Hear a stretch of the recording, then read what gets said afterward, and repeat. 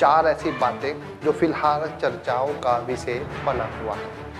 अगर हम in short बिल्कुल आपको कम शब्दों में समझाएं तो उद्धव सेनापति हैं लेकिन उनके पास सेना नहीं है। शिंदे के पास सेना है पर उनके पास सत्ता नहीं है। पवार शिवसेना के साथ है पर शिव सैनिक उनके साथ नहीं है। और सबसे मज़ेदार स्थिति तो कांग्रेस पार्टी की है जो है सबके साथ पर उसके साथ कोई नहीं है। फिलहाल जैसे कि आप सभी लगातार समाचार पत्रों में, टीवी चैनल्स में, न्यूज़ में देख रहे होंगे कि महाराष्ट्र में हालात किस तरह के हैं। एकनाथ शिंदे गुट जिनके पास 39 और एक विधायक को लगा लगभग 40 विधायक एकनाथ शिंदे के साथ है। और महाराष्ट्र के अब हम कहेंगे महाराष्ट्र के पूर्व मुख्यमंत्री उद्धव ठाकरे ने इस्तीफा अपना फेसबुक लाइव आकर दे दिया है, क्योंकि उन्हें भी पता लग गया है कि अब सत्ता उनके हाथ में नहीं आने वाली। पर फिलहाल जो सबसे ज़्यादा रोमांचक और जो सबसे ज़्यादा ट्विस्ट या कहे इस पूरी कहानी में एक ऐसा मोड़ आ गया है जिसने हर किसी को स्तब्ध और हैरान कर दिया है। सभी को पता था एकनाथ शिंदे गुट भारतीय जनता पार्टी के साथ मिलकर देवेंद्र फडणवीस महाराष्ट्र के मुख्यमंत्री होने वाले थे। लगभग सब कुछ तय हो चुका था, शपथ की तारीख भी लगभग तय थी और सारे कार्यक्रम चर्चाएं चल रही थी कि कौन डिप्टी सीएम बनेगा और अन्य मंत्री पद किसे मिलेगा। पर अचानक से एक ऐसा एकनाथ शिंदे के पक्ष में बयान आया कि जिसने महाराष्ट्र की पूरी ही राजनीति की पूरी ही पटकथा को बदल के रख दिया और सब भी हैरान है। पर कहीं कुछ लोग देवेंद्र फडणवीस का इस बयान का समर्थन भी कर रहे हैं और खुद भारत के प्रधानमंत्री नरेंद्र मोदी ने कहा है देवेंद्र फडणवीस से सीख लेना चाहिए कि कैसे उन्होंने त्याग दिया है। चलिए आपको बताएं क्या कर दिया ऐसा महाराष्ट्र की राजनीति में कि जो एक अचानक से ट्विस्ट या मोड़ आ गया है। जैसे कि आप सभी को पता था महाराष्ट्र के मुख्यमंत्री के दौर में सबसे पहला नाम देवेंद्र फडणवीस का था। पर आज शाम के समय देवेंद्र फडणवीस ने एक बयान दिया जिसमें उन्होंने कहा कि महाराष्ट्र के जो मुख्यमंत्री होंगे वो एकनाथ शिंदे होंगे और देवेंद्र फडणवीस यानी कि मैं महाराष्ट्र का उप मुख्यमंत्री बनूंगा और हम शिवसेना को बाहर से समर्थन दे रहे हैं और जो भी मेरे लायक कार्य होंगे सरकार को चलाने के लिए, महाराष्ट्र के निर्माण के लिए, वो मैं अपना पूरा समय इस सरकार को दूंगा। ऐसे चार कारण आपको हम बताएंगे कि देवेंद्र फडणवीस ने इतना बड़ा निर्णय आखिरकार क्यों लिया।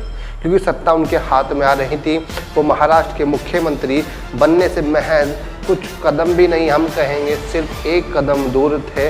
पर उन्होंने अपने हाथ में आई सत्ता को एकनाथ शिंदे के हाथ में क्यों सौंप दिया और अपने आप उप मुख्यमंत्री क्यों बने। चलिए आपको बताते हैं हम चार वजह। जैसे कि आप सभी को पता है कि एकनाथ शिंदे 39 विधायकों के साथ उद्धव सरकार या कहें हम अघाड़ी दल की जो सरकार थी उससे उन्होंने अपना समर्थन ले लिया था और आसाम में जाकर एक होटल्स में रुके हुए थे। और जब शिवसैनिक या कहें उद्धव सरकार अघाड़ी सरकार को फ्लोर टेस्ट करने के लिए कहा गया तो शिवसेना की जो सरकार है उद्धव सरकार उसको मालूम था कि हम फ्लोर टेस्ट में सफल नहीं हो पाएंगे, तो इसलिए उन्होंने अपना इस्तीफा दे दिया। पर तभी से उद्धव जो शिव सैनिक है, जो शिवसेना है, उनके जो कार्यकर्ता हैं या संजय राउत लगातार मीडिया में बयान दे रहे थे कि जैसे एकनाथ शिंदे महाराष्ट्र में आएंगे तो शिव सैनिक अपने घरों से ना निकले। मतलब वो इनडायरेक्ट या कहें डायरेक्ट शिव सैनिकों को कह रहे थे कि सड़कों पर उतरो, आंदोलन कीजिए, आगजनी कीजिए। और इस तरह की संभावनाएं भी बहुत ज़्यादा बढ़ने वाली थी।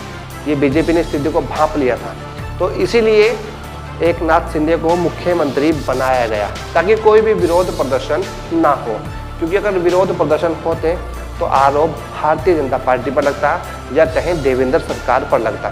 तो इसीलिए भारतीय जनता पार्टी कहें या देवेंद्र फडणवीस ने स्थिति को भांप लिया और एकनाथ शिंदे को मुख्यमंत्री बनाया जिससे कि शिव सैनिक कोई विरोध ना कर सके। दूसरी वजह यह है कि इससे भारतीय जनता पार्टी संदेश देने में कामयाब हो जाएगी कि हमने शिवसेना या कहें हमने शिव सैनिक को ही मुख्यमंत्री बनाया है, हमने किसी अन्य व्यक्ति को मुख्यमंत्री नहीं बनाया। अगर देवेंद्र फडणवीस स्वयं मुख्यमंत्री बन जाते तो जो शिव सैनिक हैं कहीं ना कहीं उद्धव उनको भड़काते हैं या कह सकते हैं कि उद्धव सरकार या उद्धव पूर्व मुख्यमंत्री भले ही हो गए पर फिर भी शिवसेना पर नियंत्रण आज भी उद्धव का ही है। तो उद्धव कहीं ना कहीं अपने शिव सैनिकों को भड़काते और क्षेत्र में या कहें महाराष्ट्र में आगजनी भी हो सकती थी, उन सब को भांपते हुए एक संदेश देने में कामयाब हो गई है भारतीय जनता पार्टी कि हमने जो मुख्यमंत्री बनाया है एक शिवसैनिक को ही बनाया है, शिवसेना के अलावा और कोई मुख्यमंत्री नहीं बनाया, तो इससे क्षेत्र में स्थिति भी नॉर्मल रहने वाली है। तीसरी जो वजह है वहीं अब कयास ये लगाए जा रहे हैं कि देवेंद्र फडणवीस ने ये कहते हैं कि उद्धव से वो बदला ले लिया है कि जिस समय उद्धव ने कहा था कि देवेंद्र भारतीय जनता पार्टी को हम समर्थन दे रहे हैं और भारतीय जनता पार्टी के मुख्यमंत्री देवेंद्र फडणवीस ने अपनी शपथ भी ले ली थी, पर पवार ने कैसे प्लान बनाया और अखाड़ी दल का गठन किया और उद्धव ठाकरे को मुख्यमंत्री बना दिया गया। तो इससे कयास ये भी लगाए जा रहे हैं कि महाराष्ट्र में जो घटनाक्रम आज से 2-2.5 साल पहले हुआ था उसका बदला देवेंद्र फडणवीस ने ले लिया है। चौथी वजह यह है कि महाराष्ट्र में अब जो शिवसैनिक या कहीं शिवसेना पर उद्धव का जो वर्चस्व था, उद्धव का जो शिवसेना पर कब्जा था, उसको अब खत्म करने के लिए भी देवेंद्र फडणवीस या कहे भारतीय जनता पार्टी ने ये चाल चली है। अब मानो ऐसा भी लग सकता है कि जो शिवसेना है अब वो उद्धव की न रहकर एकनाथ शिंदे की भी हो सकती है। अभी तो आने वाला समय बताएगा, पर जो भी हो भारतीय जनता पार्टी या कहे देवेंद्र फडणवीस के इस फैसले ने राजनीति के सभी लोगों को चौंका दिया है, क्योंकि आखिरकार कोई व्यक्ति अपने हाथ में आई हुई इतनी बड़ी सत्ता को कैसे दूसरे के हाथ में सौंप सकता हो।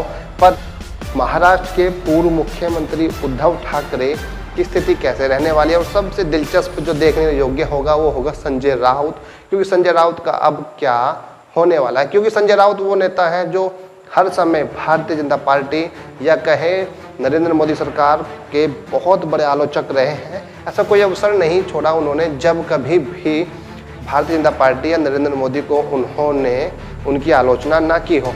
तो अब देखना है कि संजय राउत का क्या हाल होने वाला है। चलिए हम भी आपको ऐसी खबरें देते रहेंगे। हमारा मकसद है कि आप तक सही जानकारी पहुंचती रहे। तब तक के लिए आपको जय हिंद, वंदे मातरम। और हाँ, अगर आपने अभी तक हमारे चैनल को नहीं किया है सब्सक्राइब, तो सबसे पहले आप हमारे चैनल को कीजिए सब्सक्राइब।